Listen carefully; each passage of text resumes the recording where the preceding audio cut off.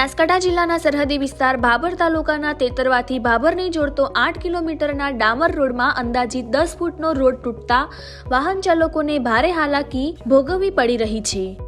ભાભર તાલુકાના તેતરવા અને ચેમ્બુવા ગામના લોકો આ રોડ પર અવરજવર કરતા હોય છે અને આ રોડ ભાભરથી ચેમ્બુવા ગામને જોડે છે, પરંતુ બનાવેલ આ ડામર રોડની હાલત કફોડી બની છે અને આ રસ્તા પર ઠેર ઠેર ભૂવા પણ પડ્યા છે।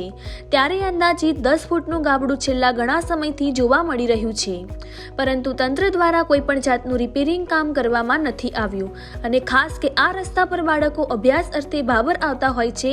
જો કે ખરાબ રોડના કારણે અકસ્માત સર્જાય તો જવાબદાર કોણ, તંત્ર કે પછી કોન્ટ્રાક્ટર? રોડમાં મોટા પ્રમાણમાં ભ્રષ્ટાચાર થયો હોય એવું અહીંયાના વાહન ચાલકો અને રાહદારીઓ જણાવી રહ્યા છે। તો શું અમારા આ અહેવાલથી તંત્ર જાગશે? રિપોર્ટર રાજ ગજ્જર, બનાસકાંઠા। અહીંથી ભાભર જવા આવવા શું નામ છે આપનું? ભેમજીભાઈ।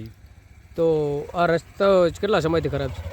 એક વર્ષથી જ ખરાબ છે, એટલે ક્યારનો આ રિપેરિંગ કરતા જ નથી। 2 દિવસમાં એવો ઠીકડા મારી જાય, ખાલી ડામર ચોપડી દે, એમને કપસી બપસી એવું કાંઈ માલ બરાબર નથી વાપરતા કાંઈ ને। આ બધી એક્સિડન્ટ થાય, હાથે કાંઈ દેખાય નહીં યાર, સાધન તો પડે ઊંધા ખાડામાં। તો શું લાગે છે આ રસ્તાનું ડામર ક્યાં ગયું?